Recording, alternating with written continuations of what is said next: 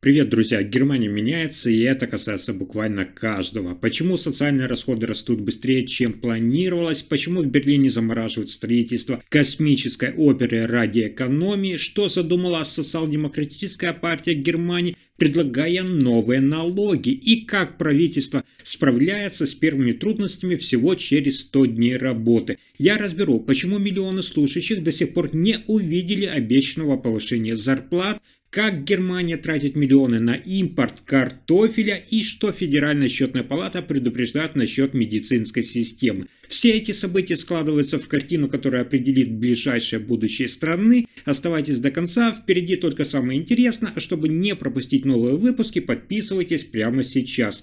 Итак, в прошлом году расходы на социальную помощь в Германии выросли почти, внимание, на 15%, до 20,2 миллиарда евро, сообщает Федеральное статистическое ведомство. Больше всего увеличилась сумма, направленная на базовую поддержку для пожилых людей и тех, кто не может работать. Она выросла на 13,3% и составила 11,4 миллиарда евро, что составляет более половины всех расходов на социальную помощь. Расходы на уход в домах престарелых и уход за нуждающимися выросли еще сильнее, на 17,7%, достигнув 5,3 миллиарда евро. Помощь на проживание – это то, что предназначено тем, кто не может самостоятельно обеспечить себя, увеличилась на 11,1% и составив 1,6 миллиарда евро. На прочие формы социальной поддержки, медицинскую помощь, преодоление особых жизненных трудностей и помощь в других нестандартных ситуациях ушло 1,9 миллиарда евро, что на 19,4% больше, чем годом ранее. Также отдельно учитываются расходы на интеграцию людей с ограниченными возможностями. Они выросли тоже на 12,9%, достигнув 28,7 миллиарда евро.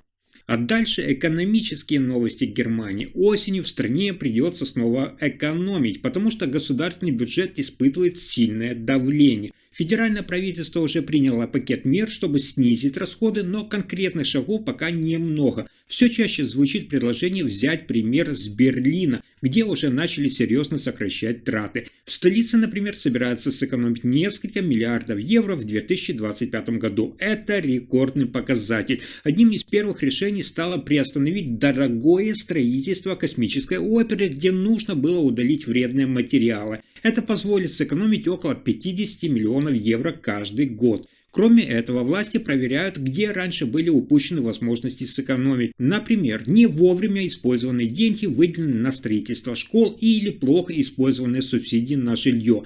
Также обсуждают уменьшение затрат на покупку электробусов и пенсионные выплаты чиновникам. Финансовый сенатор Берлина объясняет: с 2019 года расходы города сильно выросли, а доходы, наоборот, сильно сократились. Поэтому теперь нужно изменить подход к тратам. Надо решить, что действительно важно, от чего можно отказаться, не нанося ущерб горожанам. Берлин уже показывает пример того, как можно навести порядок в бюджете, отказаться от ненужных проектов, сэкономить на дорогих стройках и оставить деньги только на самое необходимое. Такой подход могут взять за основу и другие регионы страны.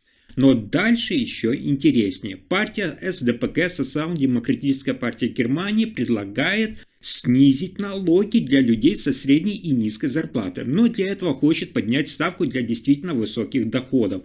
Дирк Визе, представитель фракции СДПГ, настаивает на том, что налоговую реформу для среднего класса нужно провести как можно скорее. Он считает, что это выполнимо. Если хорошие доходы станут облагаться сильнее, это поможет сбалансировать бюджет. Виза предлагает, чтобы верхняя ставка налога, максимальный процент, применялась позже, то есть начинала действовать только при действительно высоких доходах. А тех, кому везет больше всех, обложить большим налогом, чтобы облегчить нагрузку на остальных, особенно на людей, которые тяжело работают, например, на заводах. Он говорит, что эти предложения не враждебны, а наоборот справедливы. Этот подобный подход используют даже его политические соперники, и важно обсуждать эти идеи открыто. Канцлер Фридрих Мерц, однако, призывает к осторожности. Он согласен с тем, что налоговую реформу нужно обсудить, но только если позволяют государственные финансы. Но в Германии есть и трудности, которые становятся заметнее при внимательном рассмотрении. Прошло 100 дней с тех пор, как союзные партии ХДС и ХСС и социал-демократическая партия СДПГ во главе с канцлером Мерцем приступили к управлению страной. Вместо эффекта нового старта начались внутренние трения и проблемы в коммуникациях. Канцлер предложил провести неформальную встречу, такой себе общий вечер, просто посидеть и пообщаться для членов обеих фракций. Изначально идея не была воспринята всерьез, но теперь уже согласовано провести такой гриль-вечер в середине сентября. Это нужно, чтобы улучшить командный дух и восстановить доверие между партнерами. Критика исходит главным образом из правящей партии. По их мнению, были допущены просчеты в том, как доносится информация и как согласовываются действия между союзниками. Внутренние конфликты, отсутствие координации и проблемы в обсуждении важных вопросов подрывают стабильность всего правительства. Канцлер Фридрих Мерц признал, что подход к взаимодействию внутри коалиции нужно пересмотреть. Возникла необходимость настроить, так сказать, работу, особенно в связи с накопившимися разногласиями. Такой общий вечер рассматривается не как развлечение, а как первый шаг к выстраиванию более сложной командной атмосферы. И еще одна важная новость для жителей Германии. Недавно в системе общественной службы, например, у государственных служащих, сотрудников муниципалитетов, учителей, медиков и тому подобное, появилась хорошая новость. Около 2,5 миллионов сотрудников должны были с апреля 2025 года получить повышение зарплаты, внимание, на 3%. Тем не менее, многие до сих пор не видели изменений в своих выплатах. Как объясняет профсоюз образования, задержка связана с тем, что стороны, работодатели и профсоюзы сначала слишком долго обсуждали формулировки договоренности, так называемые реакционные переговоры. Несмотря на это, средства уже могли быть выплачены, если бы не формальности. Кроме того, были достигнуты соглашения и на дальнейшие шаги. С 2026 года дополнительные выплаты станут ежегодными. В мае 2026 года предусмотрено повышение зарплаты еще на 2,8%, а с 2027 года появится еще один оплачиваемый отпускной день. Также можно будет часть годовой выплаты обменять на дополнительные дни отдыха. Для многих это означает не только обещанное увеличение зарплаты, но и больше времени на отдых. Это долгожданная поддержка для работников сферы образования и социальной инфраструктуры. А дальше еще интереснее. Как вы думаете, какие немцы едят овощи и откуда их импортируют? Согласно данным статистического ведомства, в 2024 году федеральная земля Саксония-Анхальт импортировала картофель и продукты из картофеля почти на 67 миллионов евро, то есть больше, чем когда-либо. Преимущественно поставки шли, внимание, из Польши на сумму около 42,4 миллиона евро. Второе место занимает Голландия с импортом примерно на 10,4 миллиона. И третье Бельгия с 8,4 миллиона. Всего картофель в Германию поступал из 28 разных стран и почти все из стран Евросоюза. Это 99,9%.